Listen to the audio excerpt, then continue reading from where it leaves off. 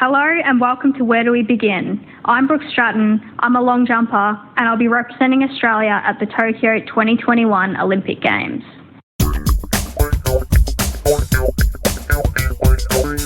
Thanks for that, Brooke. My name is Harper and my co-host on this tremendous, beautiful day goes by the name of Lockie. How are you, Lockie?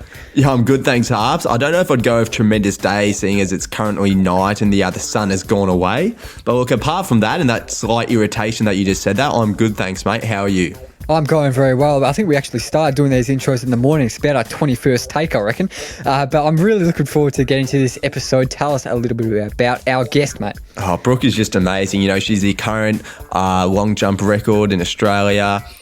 She's got a great story, you know, talks about all through like the hardships that she suffered in numerous health battles while still performing at the elite level. You know, it's absolutely amazing. And I just can't wait for us to crack in and for everybody to listen. Yeah, exactly. Australian long jump record holder. If you didn't hear Lockie the first time, I reckon we should just get into this beautiful episode.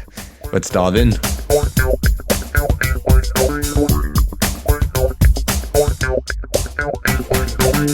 Over the last year and a bit, Where Do We Begin really has grown in leaps and bounds. We've had so much fun with so many guests that we really would have never imagined, never dreamed about having on the show.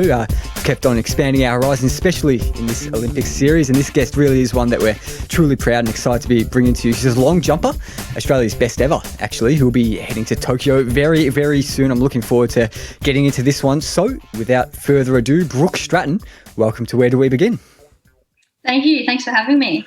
It's an absolute pleasure, Brooke. And Harper, you were spending all night writing that one up, and I can tell you, mate, it was awesome. So keep it up. And I'll tell you what, I'm just excited that finally we're doing a sport that I think you and I at least both somewhat know about. You know, I'm sure we've all at least attempted it back at the Athletics Carnival. I know I can confirm I came 5th out of 7th in my year 4 school sports event. So can you explain a little bit about long jumping, please, Brooke? Yeah, so essentially long jump is all about really running down a runway and taking off from a mat when you're in little athletics, but senior age groups do use a board, which is 20 centimetres in length. And then, basically just launching yourself into a sandpit with the aim of trying to jump as far as you can. I don't know why. I don't know if our listeners got the same impression, but when you're saying running down the runway, I was just imagining an aeroplane and launching as well, launching into the air. Well, I guess there are some sort of similarities between, aeroplanes and long jumpers. Yeah, exactly. And Olympics, you get 3 goes, is that right? And then your best one counts? Yes, so there's a qualifying round at most major championships. So every athlete gets 3 jumps in the qualifying round. And then the top 12 jumpers will then move through to the final, which is either the following day or there's generally a day in between the qualifying round and final, where every jumper does get an additional 3 jumps there, and then they'll take the top 8 best jumps through for another 3 jumps. Yeah, unreal, and we're sure you'll be making the finals in Tokyo. And I've got a question about that. So you get 3 different jumps. Is there like different strategies that you have for each jump, or is it as simple as just trying to jump as far as you can on each one? Yeah, so the first jump generally I like to call a safe jump. So it's all about just getting a jump on the board, because it does put a lot of pressure on you when you fail your first jump, or if you stuff up your first jump, you then only really have 2 more jumps to try and get things right. So I like to call it a safe jump round 1. If you do get that safe jump out, then you can really just go for it on your second and third. So, yeah. Are you someone who likes to jump before all your competitors, or kind of jump at the end? Or which one do you usually prefer when you're competing? Yeah, that's a great question. Generally, I actually like to compete at the start of the jumping order. So I just love just getting out there, just getting it done. But there are also perks of being last on the jumping order, because then you get to sort of see however other athletes jumping, and I guess you get a bit of a gauge as to how things are going and how the results are panning out. So, it probably depends on the level of competition, really. I think at major championships, it is, I guess, more beneficial being towards the end of the order. But I think just at local competitions, I like just being one of the first to get out there and jump while you're sort of warmed up in the zone, ready to go after your warm-up. Yeah, we love that, Brooke. We love that, setting the tone, going first and scaring off the other competitors when you blitz them with a massive jump first, even though you're going safe, as you said earlier. But you're also a talented triple jump, if I'm correct. You competed in the youth Oceania championship. So what was sort of the decision to go down long jump instead of triple jump? Yeah, it was a pretty hard decision. As a junior, I really sort of just dabbled in a whole range of different events. So one of those being triple jump. I also did hurdles as well and a few sprint events here and there. But I think with long jump, I think I was probably most competitive at it. But it also wasn't as hard on my body as well. So with triple jump, obviously having the 3 phases, there's so much impact going through your body on each phase. And I do remember when I was, I think, 18 or 19 years of age, I hurt my ankle doing triple jump just because I'd landed a little bit funny, I think, on the step phase. And I think that was probably the reason that I did make the decision to step away from triple jump, because I just didn't know whether my body was going to be able to handle training for both long jump and triple jump. And at that point in my career as well, I realised that I couldn't do both because the training did differ slightly as well. So, I think long jump's always sort of been the event that I've enjoyed the most. So I thought that was the one that I'd stick with. Yeah, now we'll throw it back right to the start. So by all reports, you're one of those kids who I guess all the other kids are a bit jealous of with your freakish talent in athletics and smashing all these under-8 records, all kinds of things really. So how do you get into the sport really? Is it just little athletics and it kind of just shot up from there? Yeah, so it started through little athletics. My older brother, who's 2 years older than me, was encouraged by my parents to give little athletics a go. And so I'd go down and watch him every weekend. I was obviously not old enough to get started myself, but I was so jealous of being down there and watching him have so much fun with his friends and just get involved in every event that was on offer. And, yeah, it made me so eager to get involved when I was old enough. So when I was 5 years of age, I joined the Nunawading Little Athletics Club. And, and I guess the rest is history. So that's where it all began for me. Yeah, now, so something I'm really interested in, it's in almost all junior sports, or all junior sports really, and especially for girls, especially from what we've heard from other guests we've had on the podcast, there's lots of kind of things that people say about this being some people say there's a bit of a toxic culture in terms of the kind of micromanagement that coaches and maybe parents, they're heaping pressure on their young kids to, I guess everyone wants their kids to be at the Olympics. So there's massive pressure in certain situations for some people. So is that something that you felt, and what's your whole opinion on people who have that take? Yeah, you definitely see that a lot in junior sport, especially in track and field. You get the parents that I guess they forget about, the real reason why their kids are doing little athletics, and it's because of the enjoyment side of things. They do it because they want to have fun with their friends. They want to strive, for personal best week in, week out.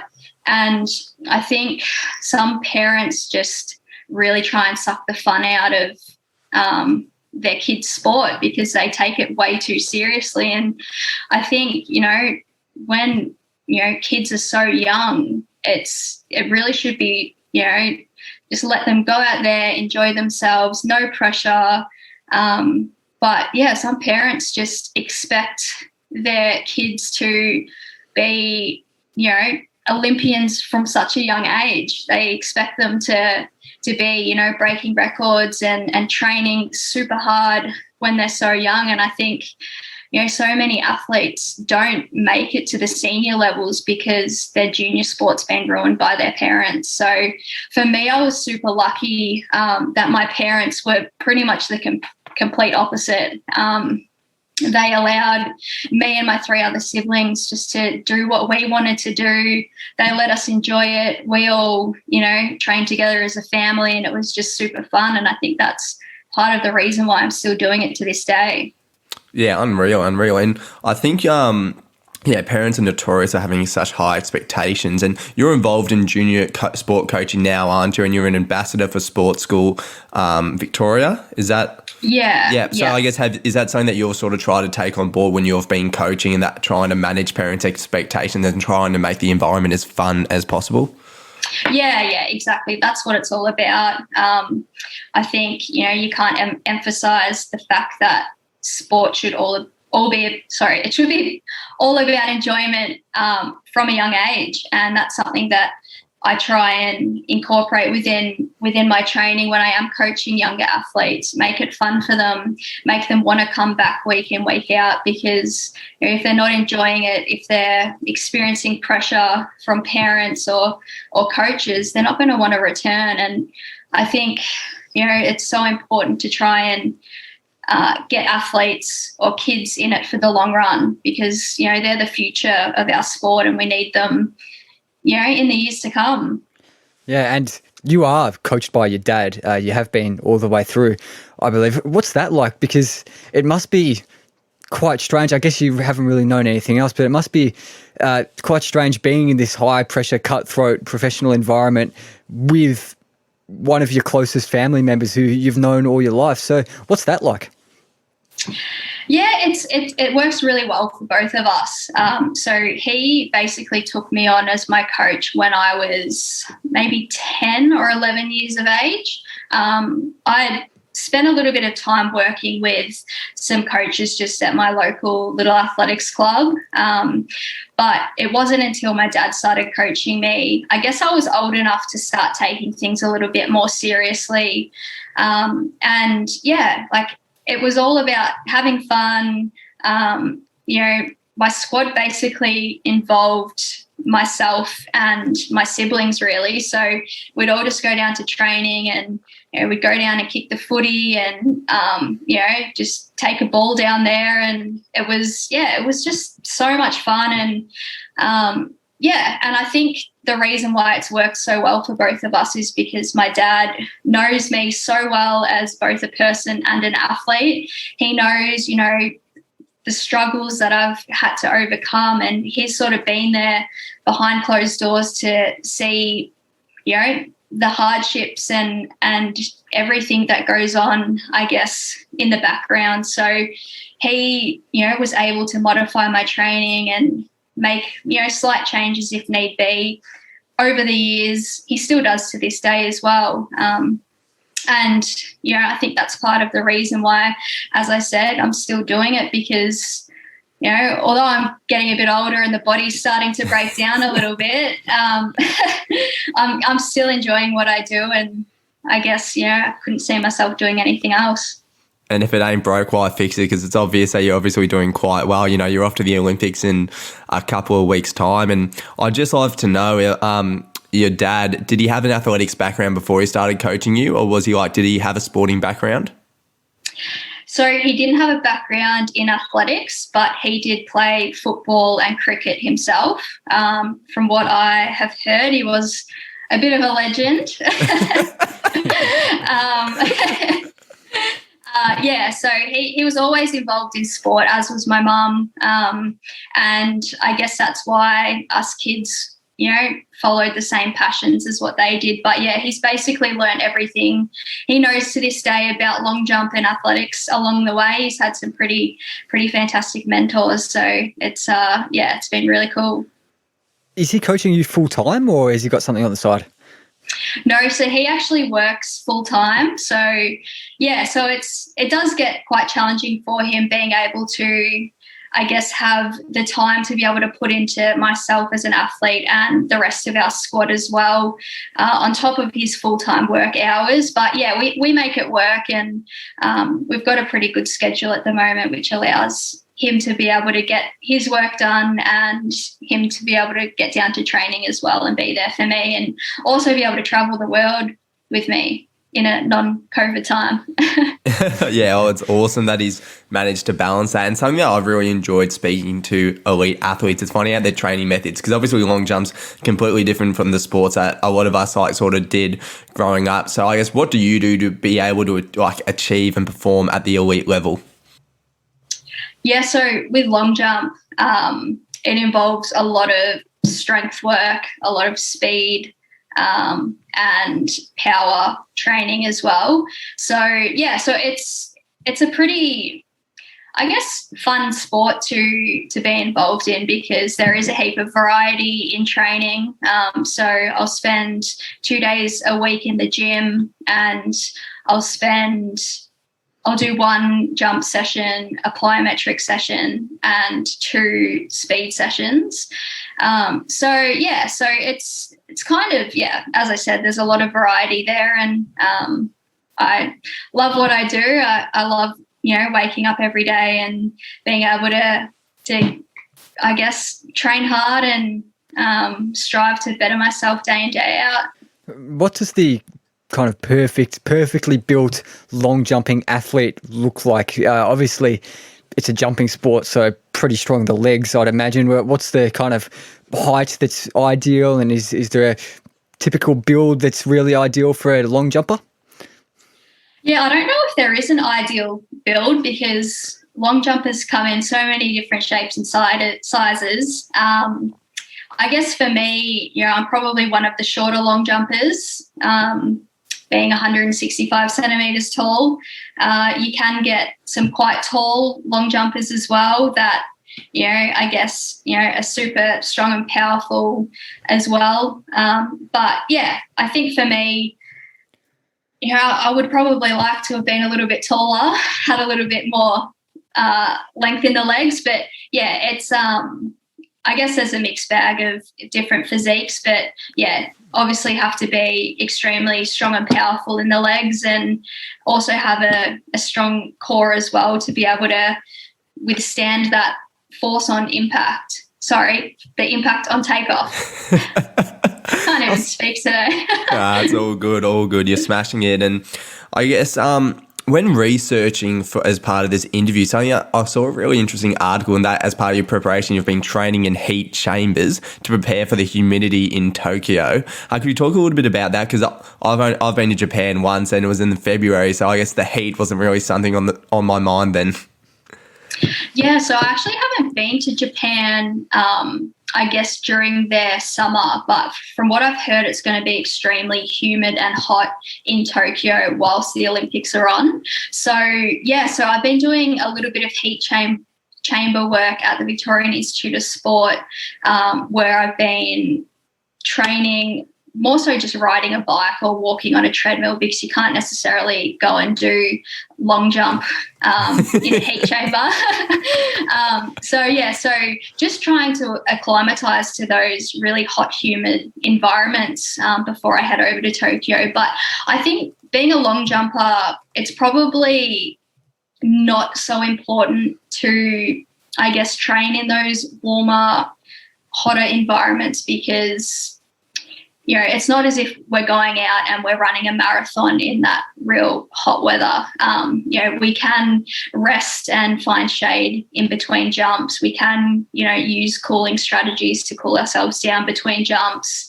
But I do think it's beneficial and it's been really cool to be given that opportunity through the Victorian Institute of Sport to help prepare for Tokyo.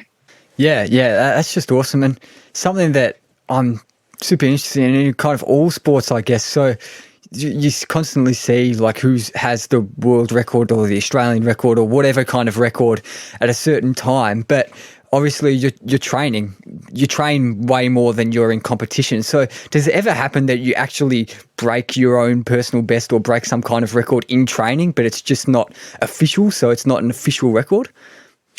Yeah, that's a great question. For me, no.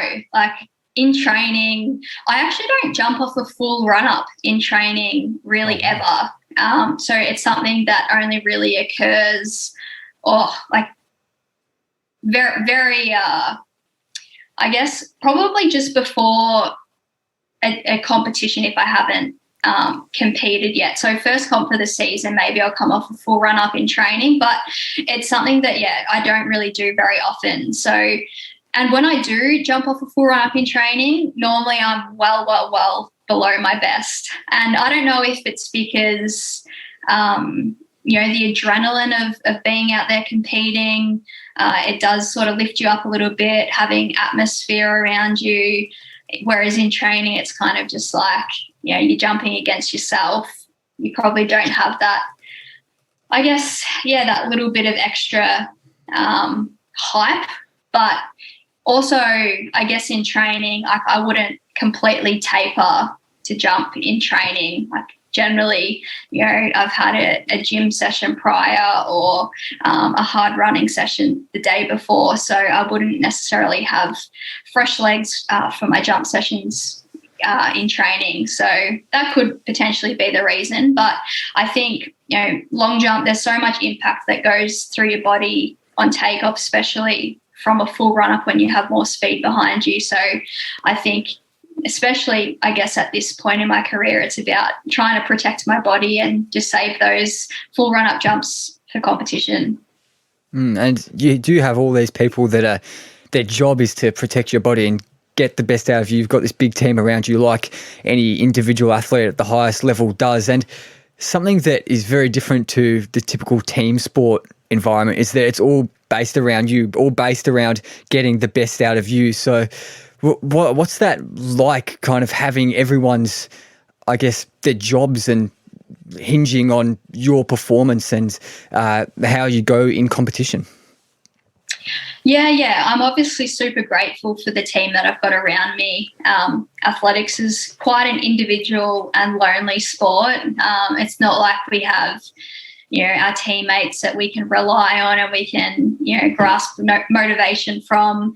It's very sort of individualized, and everything sort of comes down to us when it comes to performance. But I think it's super important having a great support network around you, not only for individual sports, it's just as important for team sports. But I think, for me, I've got such a great support network around me, and I'm forever grateful for them, because it's what you need as a professional athlete. You need the best people around you that are going to help you get to the top. So I definitely wouldn't have been able to achieve what I have to this point in my career if it wasn't for the fantastic team around me. And that team involves physio, massage therapists, dietitian, sports psychologist, coach, strength and conditioning coach.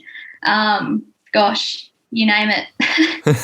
Well, it sounds like you have a great team behind you, and I can imagine that support team's so important, and not only when you're achieving those highs, but also the lows of sport. And I know that you've had a few, hard times in particular back in 2012, 2013, when you were having low energy levels and you couldn't quite get diagnosed. You weren't too sure, the GP didn't really diagnose you properly. Can you talk a little bit about that and your struggles with the health during that period? Yeah, sure. So in 2011, I actually travelled over to Germany with the under-20 Australian athletics team. And whilst I was there, I broke the under-20 Australian long jump record with a distance of 6 meters 60.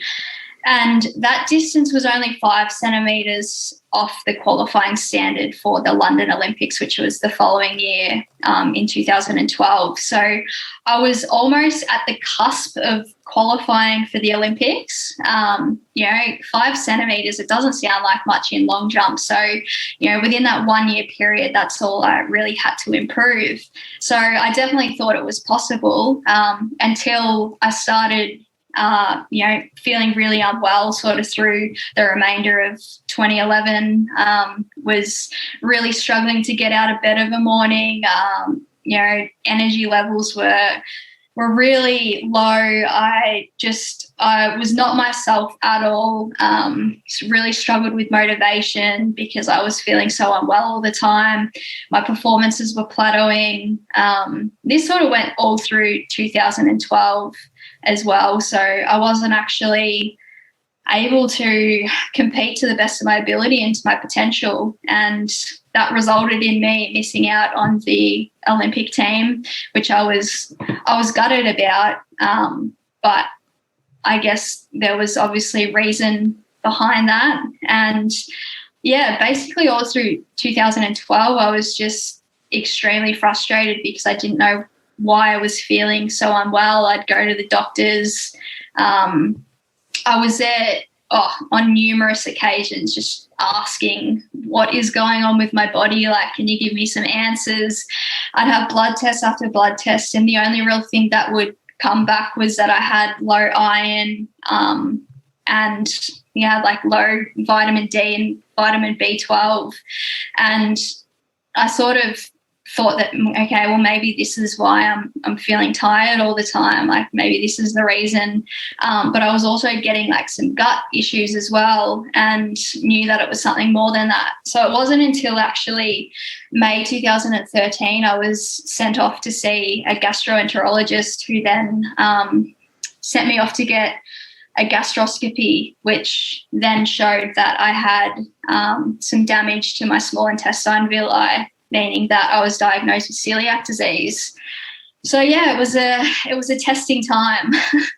Yeah, so going gluten-free, which is just a huge change for anyone, whether it's a lifestyle choice or a requirement, really, it's a massive change. So how have you dealt with that over the past, 8 years or so? How much of a change has that been for you? Oh, it honestly changed my life, going gluten-free. I think having struggled for so long, I guess not knowing what was going on with my body, the frustrations of not knowing why I couldn't compete at my best, and also, not being able to reach my potential in track and field. It was really frustrating. As soon as I changed my diet, it was, I noticed basically instant improvements in my health. It probably took a good 6 to 12 months to start feeling completely normal, but avoiding gluten straight away, I saw a pretty big initial change. I guess, I was really defueling my body every day, thinking that I was fueling it with, things like oats and bread and cereals and pasta, all the things that you think are going to fuel your body. They were actually like all the foods that I couldn't actually eat and were damaging my insides. So it was a big shock initially, having to completely change my diet up, because for so long I'd sort of, I guess, just eaten the way I'd eaten, and then, was told that I couldn't eat this, couldn't eat that. And then it was also just about educating myself and understanding, the foods that I couldn't have. But it wasn't just that as well. It was understanding, cross-contamination and how, I can't put my gluten-free toast in a toaster that's had non-gluten-free toast in it, because it will contaminate the toast, and one breadcrumb can cause damage to your small intestine. So it was a lot to deal with initially. I remember I traveled to Taiwan, I think about 2 weeks after I was diagnosed, and I had no idea what I could eat, what I couldn't eat. I was trying to read food labels, and they were just all in like symbols, and it was an absolute nightmare. But over the years it's definitely got so much easier, and I've been able to work with a dietitian at the Victorian Institute of Sport who's been able to really help me with that side of things. Yeah, it must be so hard as a professional athlete, because obviously carbohydrates are such important foods, and like you were saying, you listed them off before: bread, cereal, etc., which are unfortunately full of gluten. And you had a chat with a cyclist, Carly, the other day. Like, her usual breakfast was like steak and rice. Like, what sort of food do you use now to fuel sort of your like training days? Steak and breakfast. I mean, steak and rice for breakfast. Yeah. Or salmon. Wow. Steak or salmon. Oh, wow. That's different. So for me, I actually did an oats challenge not too long ago, which meant, so I think it's only 1 in 10 celiacs can't tolerate oats. So for me to have been able to eat oats, I had to do a pre and post gastroscopy and eat oats for 12 weeks, just to see how my body, or if my body had a reaction to oats. So my body didn't actually, which was amazing. So I was able to reintroduce oats into my diet. So I went almost 7 years, I think, without being able to eat oats. So that was a bit of a struggle. But yeah, like I eat a pretty well balanced diet. As I said, I work with a sports dietitian through the Victorian Institute of Sport, who's been absolutely fantastic. So she's basically written me out a meal plan, which just allows me to fuel my body around training as best as possible. So just making sure that, pre-session I'm getting in enough of the right foods, carbohydrates, and also post-session getting in enough protein as well, or just enough protein as a whole over the days. Now, Hashimoto's disease, it sounds Japanese, but it's definitely not as exciting as the Tokyo Olympics. But what is Hashimoto's disease? Because I know you suffer from that. I've got no idea what it is. You want to dive into that for a bit? Into that for us for a bit? I'm struggling to speak today, don't worry. Not that, Harper. So Hashimoto's disease, it's basically an autoimmune disease. So I think I'm probably not going to be that fantastic at explaining this, but basically your body attacks your thyroid gland and it doesn't produce enough of the thyroid hormone. So, so it requires me as an individual to take thyroxine, which is a medication to help my body, I guess, produce more of the thyroid hormone. So, basically some of the symptoms that I was getting with Hashimoto's was just, extreme fatigue, brain fog. You can also gain weight as well because I think it leads to your metabolism slowing down. Feeling the cold quite a lot, dry skin. So, there were a few symptoms that I guess towards the end of 2017 had started to pop up, and I realised that I wasn't feeling that great as well. I was also really irritable and moody, and it was, I guess it made me realise that I needed to go and delve a little deeper into, what else was going on with my body at this period of time, because I was just feeling really fatigued again, and I knew something wasn't right. And that's when I got diagnosed with Hashimoto's. And since I've started the medication, I've been feeling a lot better. It's just been a bit of a battle with trying to get the dosage right.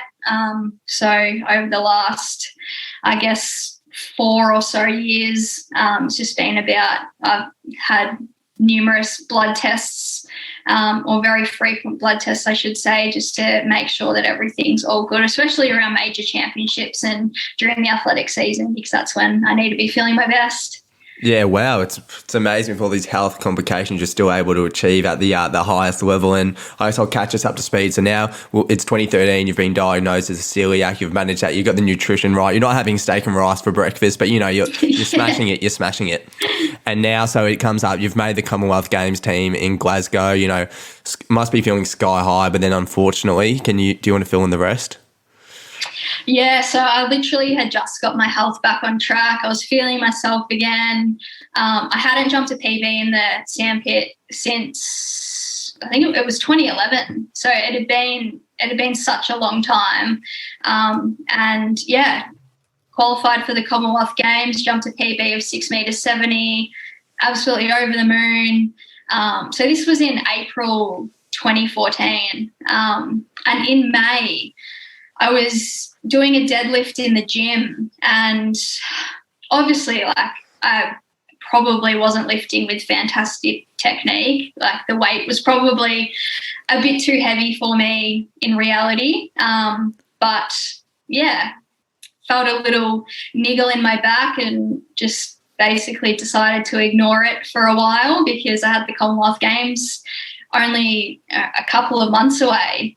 So kept training to the point where my back pain got so bad that I needed to actually address it and go and see someone. So booked in to see a physio at the VIS, and the physio at the time just thought I had a bit of an irritated joint in my back, and I was like, oh sweet, like surely some anti-inflammatories will be enough to settle it down. So I started taking some anti-inflams, and that really settled it. Like I could basically just train as normal. Like my back didn't feel fantastic, but I think what it was doing was just masking the pain. So I thought I was okay. But I did end up getting a scan on my back just to be sure that it wasn't anything serious. And yeah, literally within maybe a day or so, found out I had a stress fracture in my back. And I remember just sitting at the VIS in one of the medical rooms and have the doctor tell me that I've got a stress fracture in my L4 vertebrae in my back. I was absolutely gutted. Like I didn't expect that, because the physio didn't actually think that it was anything serious. Like if they had have maybe given me the heads up and said, oh, it could be a stress fracture, then I would have probably been able to deal with that reality a little bit better. But it was honestly the biggest shock of my life. Like it was a really horrible position to be in, because, I'd just overcome, the health issues that I was dealing with. I thought that things were finally on the up. And yeah, to have that thrown at me, like I didn't deal with it very well at all. Yeah. Not good. Yeah, Lockie, I don't know if you feel the same way, but all we've been talking about really, we've got the Australian record long jumper on the show. All we've been talking about is frustrating, depressing things, getting us all downbeat. So I want to lift the spirits a bit. Spirit lifter. Yeah, the spirit lifter, that's what they call me. So 6.7 metres in April 2014, just a couple years later, 5 months out from the Olympics, I believe, not just a PB, an Australian record stands to this day, was standing for a long time until you beat it, 7.05 metres, which is just phenomenal. Like, that is almost jumping from Coburg to the peninsula where Lockie is. It's huge. So tell us about that day and breaking that record. That would take you 4 jumps, I reckon, Harps, 7 metres. Yeah, probably would. Honestly, like, I still can't believe that I jumped that distance. It was something that I didn't even know that it was possible for me to be able to jump that far. Like, obviously, I had the goal of getting to the 7 metre mark, but I didn't expect to have achieved that so early on in my career. And yeah, I was obviously in great shape at the time. I'd had a really solid block of training leading into the Australian domestic season through 2016. Each competition I was kind of just getting better and better distance-wise. And, I had so much momentum behind me going into this competition in Perth. And I remember saying to my partner on the phone at the time, I'm going to jump big today. Like, I just know it. Like, I just feel it. Like, I was so confident in myself, and I don't think I've ever had so much self-belief either. So for me to be able to tell someone that I'm going to jump big, like, that's huge, because I'm not really that type of person that would speak about those sort of things. So, yeah, went out there. I remember in the warm-up, I was feeling like quite sore in my ankle, and I was like, well, like something doesn't feel right. And then, yeah, got out there and literally just felt the best I've ever felt. And I was like, going to make the most of this opportunity. It's such a perfect day in Perth. Like, it was like 30 degrees, I think. Had a really nice tailwind down the long jump runway.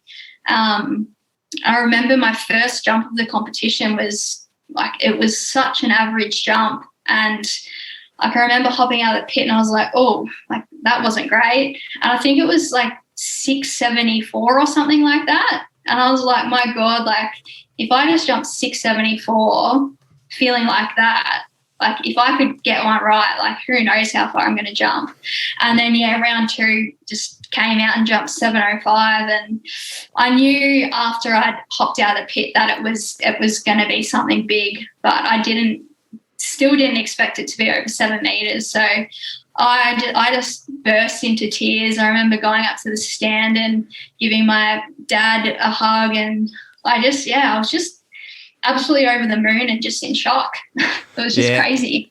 Yeah, wow, that's amazing. I mean, we got the Australian long jumping record holder. We have the co-host of the 9th biggest sports podcast in Ukraine. It's just a couple of record holders right here, eh, Harps? Yeah, of course, mate. But just quickly, I know Lockie wants to move it on to the 2016 Olympics in a sec, but have you come close to that distance since then? Because I was having a look at your stats in Com Games and Olympics. It's all around the kind of 6.7, 6.8 mark. 7.05 is just astronomical compared to that.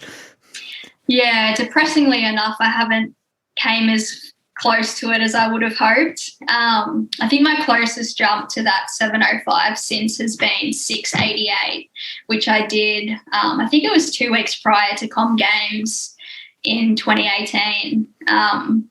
It's honestly just been such a pretty crappy time with injuries and just dealing with some health issues as well with Hashimoto's and I guess with COVID as well last year, it's kind of, there's been a lot of challenging times, I guess, over the last 5 years. But I'm really hoping that in the next month and a half, I can really just try and get one of those big jumps out right in time for Tokyo. Yeah, we can't wait. We can't wait. And I guess after the time you set the record, like you said before, it's just a little bit before the Olympics. So you must have just been heading into the 2016 Olympics brimful of confidence, and you must have just been so excited. First Olympic Games, achieving like your lifelong goal. Yeah, it was honestly such a dream come true. It was something that I guess I had the goal of getting to an Olympic Games since I was in grade 1 after watching the Sydney Olympics on TV. So that's basically the moment in time when I realised that I wanted to be an Olympian. So to have actually been there in Rio, it was unbelievable. And I walked out into the stadium and I was really struggling to hold back tears because I just, had the realization that I finally did it. And I think that's just the beauty of never giving up. And, I had my fair share of challenges leading into the Olympics, but never threw in the towel, just kept chipping away at it. And, it all really paid off. Yeah, definitely. And I guess after that, so you came 7th, you made the finals. Was that what was your goal heading into those Olympics? Was it obviously was to win gold, but you must have still been pretty happy to make the long jump finals. Yeah. I would have obviously loved to have won a medal, but being my first Olympics and having not had a heap of, I guess, international experience either, it was probably something that, I guess to make a final, I was absolutely stoked. I couldn't have, extreme expectations on myself because, first Olympics, I think it was my second senior international competition. So I knew that it was going to be a big ask to compete at my best on the day just because I was so nervous. And I think having jumped 7.05 that year, a lot of people had really high expectations of me. And expected me to be able to replicate that performance at an Olympic level as well, or on the Olympic stage. So to have come away with 7th, honestly, I couldn't have asked for more. And I guess, with another opportunity about 6-7 weeks away, hopefully I can go a little bit better in Tokyo. 6th place is better, I reckon. Oh, that'd be incredible. Let's hope so. You're only like 20, 22, 23 at the time, so I guess you're still a bit of an up-and-comer then, but now you're really in your prime. And in the 2018 Com Games, you came close to winning gold, which we're hoping you'll do at the Olympics. We've got high hopes, but 2018 Com Games, you won silver. Home Com Games as well on the Gold Coast. What was that whole experience like? Oh, it was incredible.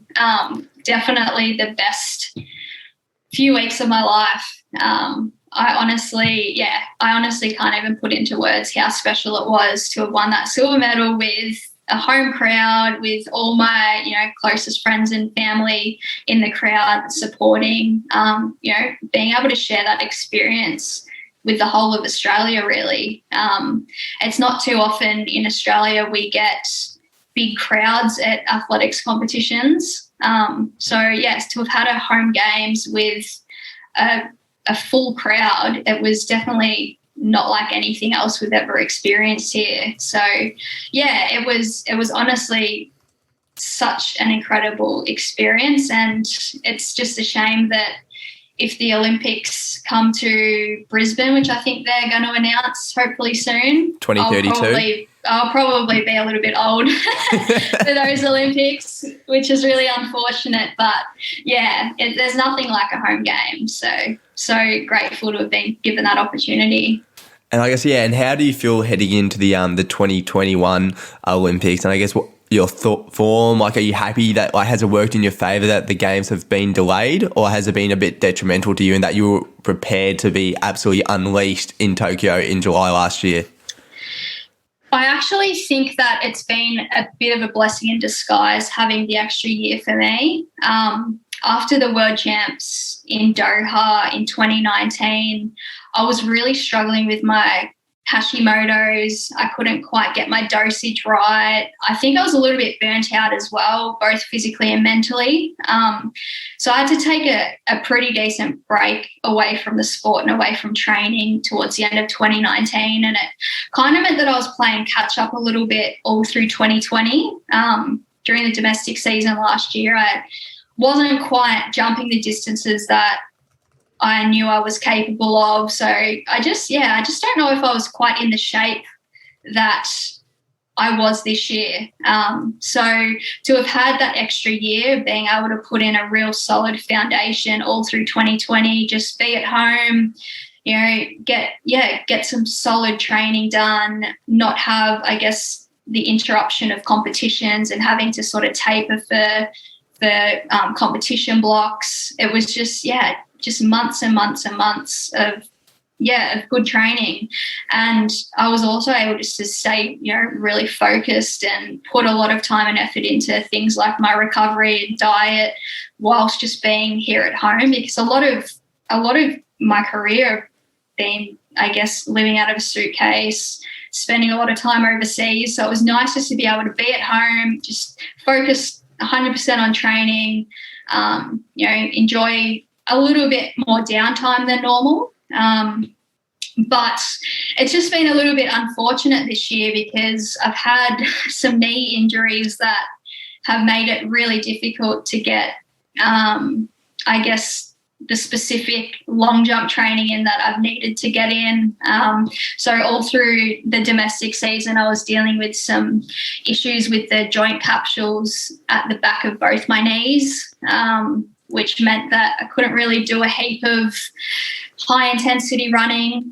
Just that initial acceleration at the start of a runway or at the start of a sprint was giving me like these real uncomfortable stabbing pains at the back of my knees.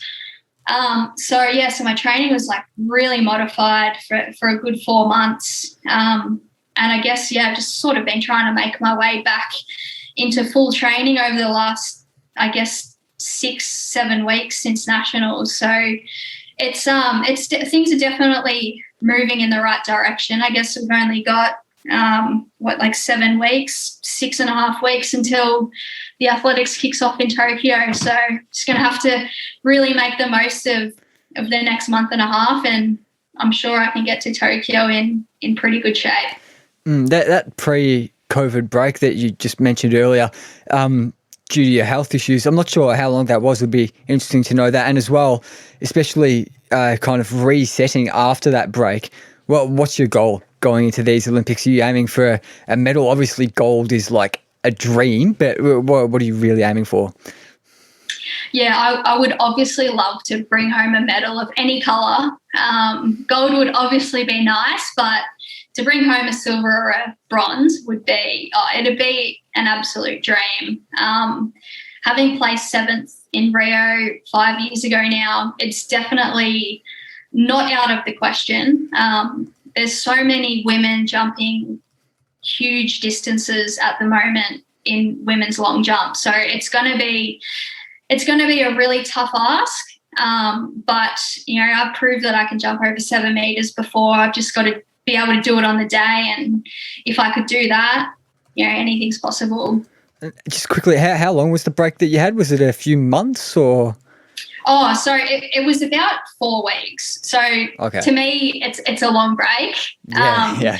I'd probably rarely ever have longer than a week or 2 weeks max off, after a major championship. So this was it was a good 4 weeks. It was a big one. Okay, and so you're coming home from Tokyo, you're bringing home a medal. Harper and I, we know it'll be gold. You can be modest, but we'll say gold because we're confident. And what's your plans next, post-Olympics? What are you doing? Yeah, post-Olympics. Next year's going to be a pretty big year. We've got the Com Games in Birmingham, and there's also World Championships as well in athletics. So, so obviously I'll have a little bit of a break post-Tokyo. It probably depends how the body holds up, but I'll have to do 2 weeks hotel quarantine, which I'm not really looking forward to. So I guess that in itself will probably be a nice break. But I'm actually getting married in September. So congratulations. That's going to – thank you. I did check my mailbox for an invite before Harps. Still hasn't arrived. It must still be in the mail. It'll be there soon. Yeah, they're having delays at the moment, I think. COVID. That's super exciting. Geez, it'll be 2021 is going to be a great year for you then. Gold medal, wedding. Yeah, you can only hope. There's still obviously a lot of uncertainties with COVID, so let's hope that it can all go ahead as planned. There's going to be a bit going on this year, but looking forward to it though. Yeah, 100%. And our final question, which is, in my opinion, one of our most important, just do you have any life philosophy, any words that you live your life by? I think my life philosophy is just live life to the fullest. Do what makes you happy in life because, there's no point living life if you're unhappy. So, surround yourself with people that lift you up, that make you smile, and do things that you enjoy. Yeah, awesome. I love that. And like Lockie said, big year for you coming up, marrying the triathlete of your dreams, taking home a gold medal, appearing on the Where Do We Begin podcast, of course. But the favourite segment that we have here on the Where Do We Begin podcast is our world famous quiz, and I'll hit the music.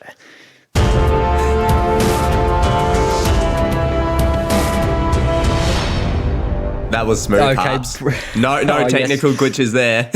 None whatsoever. We run a tight ship here at Where Do We Begin. But Brooke, I don't know if you've listened to the show before. Probably haven't.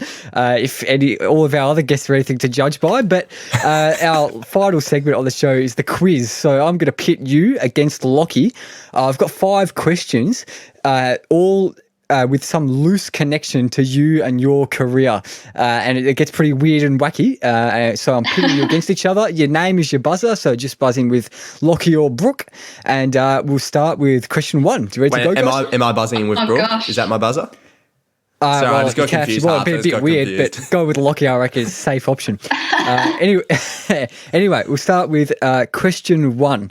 So I'll just preface this by saying sorry to Ashley Martin if he's listening, because Ashley Martin is the principal of Caulfield Grammar, your old high school, I believe. So he's the current principal there. So let's just say in a bit of a hypothetical situation, if Ashley Martin, principal of Caulfield Grammar, if he was suffering from a bit of hair loss and he wanted to consult with an Ashley and Martin hair loss specialist, which location would be quickest for him to drive to from the Caulfield campus? So I'm going to give you multiple choice.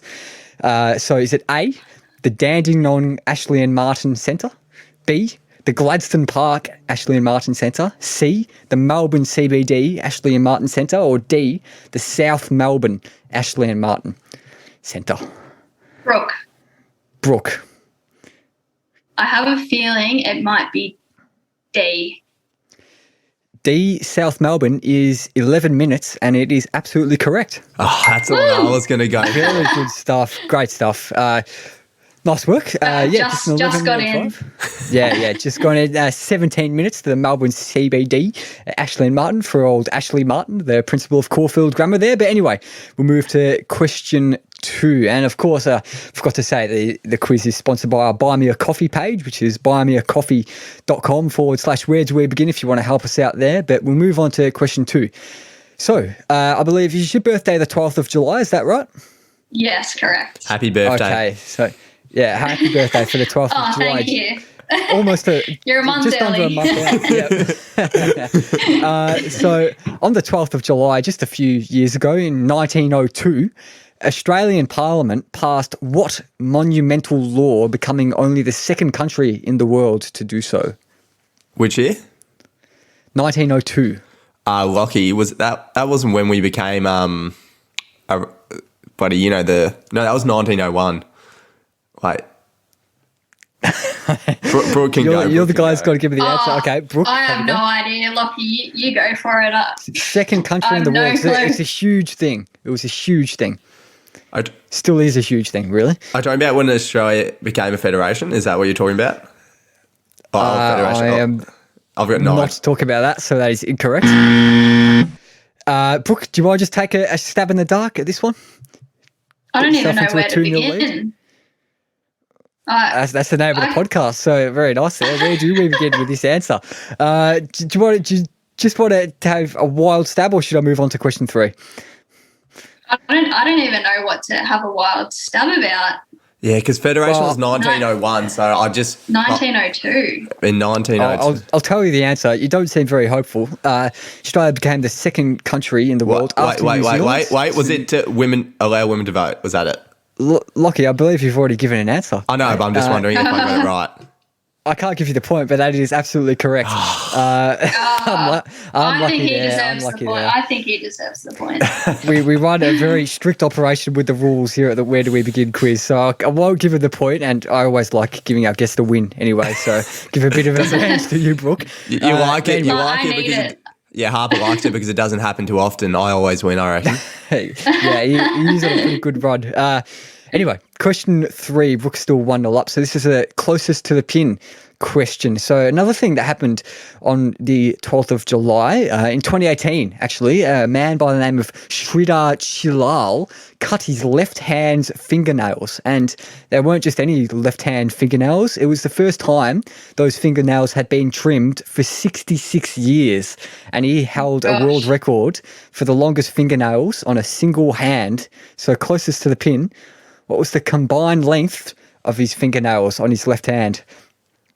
Lockie, I'm going to go... Record. Oof. I'm going to go 280 millimetres. 280 millimetres is incorrect, but it's closest to the pin. So, Brooke, want to have a shot? So, I'm not sure if this would be extreme, but if every fingernail was a metre long, it'd be 5 metres all up. So is 5 metres your answer? Yeah. Okay, well, I've got to give you the point then. It's not correct, but it is even higher than that. It's 909.6 centimetres, which is just insane. The pictures kind of gross me out a bit. So if you that's a bit disgusting. I'll tell you what I'd like to see. I'd like to see Brooke long jump over them. I'd probably set records if I was jumping over that. Oh yeah, for sure. Set a world record, man or woman around the world. It would be phenomenal. But just quickly, apparently, he was growing them since he was 14 in 1952 after being told off by a teacher for accidentally breaking his long nail. But now he's got like massive health issues and he can't use his hand at all because of his fingernails. But anyway, we'll move to question 4. Brooke's 2-0 up now. Got a sizable lead going on here. But question 4, of course, you beat the Australian record on the 12th of March 2016. So another thing that happens on the 12th of March is the island nation of Mauritius celebrating their Independence Day on the 12th of March. So in which ocean does Mauritius lie? Can you tell me? Is it the... Mauritius. I know that's France is the colony, and I know it's near Reunion Island. It's sort of around there. Is it the Indian Ocean? The Indian Ocean is absolutely correct. Very good stuff. Oh, congrats. Trimming the lead back to 2-1, unlike that man with his fingernails. So we'll move to question 5. But Lockie, you're still in with a shot at the win. Yeah, of course, bit of a backhanded congrats from Brooke, I reckon. We'll move to question 5, which is, of course, the Who Am I question. And Lockie's still in with a shot at winning because I'm going to go down from 5 points all the way down to 1 point with a series of clues, all leading to who I am, of course. And this Who Am I, Lockie, you haven't had this Who Am I before. It's a bit of a different one. Decided to mix it up a bit. So for each point clue, I'm going to give you the lyrics to one of this musical artist's songs. So like a few lines of lyrics. And then you can go buzz in at whatever points you'd like to. Brooke, congratulations. You're going to win. I've got no idea. I'd say you'd get it at the end, Lockie, but it's just a question of whether you can take the win from it. But I'll start with the 5-point clue. I'm sorry. Oh, so sorry. Can't you give me one more chance to make it all up to you? Email my heart and say our love will never die. And that I know you're out there and I know that you still care. Lockie. Email me back. Lockie. Bruce Springsteen. Bruce Springsteen. I like your thinking there, mate, but I'm afraid it is incorrect. Bruce Springsteen, Am I My Heart, probably not his kind of song, but Brooke, you've got a free shot at this now. I can just absolutely whip through these clues. You could take a big win here. I'll do the 4 good luck to me. You definitely know this musical artist, I'll tell you. So for 4 points, my body is calling out for you, bad boy. I get the feeling that I just want to be with you. Maybe I'm a freak and I don't really give a damn. I'm crazy as a motherfucker. Bet that on your man. If you like what you see, end your curiosity. Let your mind roam free. Won't you pay attention, please? Should I move to the 3-point clue, Brooke? I reckon you might need to. Okay, yeah. Very, very, very tough one. Can you sing the lyrics? No, that's asking a bit much of me, I'm afraid. I think we'll need a few more people buying us a coffee if I want to start singing the lyrics. Not very willing to do that kind of thing. But for the 3-point clue, I cry watching the days. Can't you see I'm a fool in so many ways? Should I move it on to the 2-point clue, Brooke? Do you want to have a shot? If you buzz in, Lockie comes back into it and you can take the win. Oh, honestly, I have no idea. Those lyrics sound more familiar than the first two. But yeah, you might have to give me. Okay, I'll move on to the 2-point clue. It's getting late to give you up. I took a sip from my devil's cup. Slowly, it's taking over me. Too high, can't come down. It's in the air and it's all around. Can you feel me now? Any idea, Brooke? Do you want to have a guess? I don't even know if it's a male or a female artist. Well, I'll give you a clue. I'll tell you that it's a female artist. Oh my gosh, I have no idea. Shall I move on to the 1-point clue then? Yeah, you might have to. Okay, I hope you get it here. If you get it wrong here and then Lockie gets it right, we'll go to a tiebreaker question because I think you're only 2-1 up, if I'm correct in saying that. So for the 1-point clue... Do you have any idea though, Lockie? I do, but that's only because I've had a guess based on the initials of your name because I know sometimes Harper does that. Oh, okay. Oh, Britney Spears. Britney Spears is absolutely correct. And Harper, can you confirm that I messaged you about 3 minutes ago saying Britney Spears? Yeah, Lockie's messaged me in the Zoom private chat saying Britney Spears, followed by some obscenities that I won't read out because we are, of course, a family-friendly show. Yeah, very good stuff, Lockie, but I've got to give Brooke a round of applause. We'll like that. That's why I went Bruce Springsteen because I liked your thinking there. I liked your thinking. I've never really done a Who Am I that's like that. But, yeah, of course, Brooke's taken out the win 3-1. She didn't even need the 1 point clue. Lockie just handed it to her on a platter, really. But anyway, Brooke, congratulations on your win. But we've got one final little question to ask of you, Lockie. Do you want to ask it? Yeah, it's just your song of the week. Oh, yes, for sure. I can send that through to you guys. Yeah, so we'll post that song of the week up, our weekly tradition, of course, up on our Instagram page at WDWB Pod.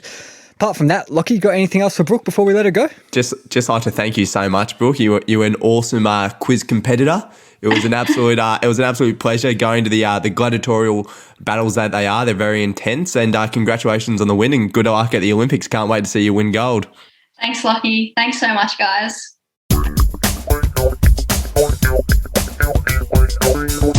Wow, how good was that? Thanks so much for coming on, Brooke. I just loved hearing about your story, and I learned so much about persistence and resilience, and it was just amazing to have you on. I cannot wait to watch you smash it at the Olympics, and I'm sure our listeners feel the same. Yeah, guys, keep an eye out for Brooke at the Olympics because she's going to do phenomenal things in Tokyo. It's going to be so, so good. And this episode was so, so good as well. I really enjoyed it. Hope you listeners did as well. Had a great time. Lockie, do you want to plug an important few social media platforms of ours? Yeah, of course. Always love it when our listeners get around our socials. So you can find us at Facebook at Where Do We Begin? And you can also find us on Instagram and Twitter at WDWB Pod. That is WDWB Pod. And I'll tell you what, I'll let you plug something else, Harps. Oh, yeah. Firstly, I'll plug the YouTube, which is also Where Do We Begin. I'll plug the Instagram. That Instagram is very important because Brooke's song of the week is up right now over there. But our sponsors for today are, of course, our favourite company out there, our favourite organisation, ourselves, our Buy Me a Coffee page. We're not taking any grubby sponsor money in this Olympic series. We just want all the support we can possibly get. So if you have $2 spare or if you have 2,000 spare dollars, we'll take anything. So you can check us out at buymeacoffee.com/where do we begin. We put a lot of hard work into this, as hopefully you can tell, and we would really appreciate all the support we can get. If you can't, it'll be almost as good if you can leave us a 5-star review as well, which would just be awesome. Lockie, anything else before we go? Just as always, we'll have to thank Brooke again for coming on, and of course our listeners. We do it for you, and yeah, just thanks so much for tuning in. There'll be another cracking episode as part of our Olympic series next week. Yeah, it will be awesome. Thanks, guys. See ya.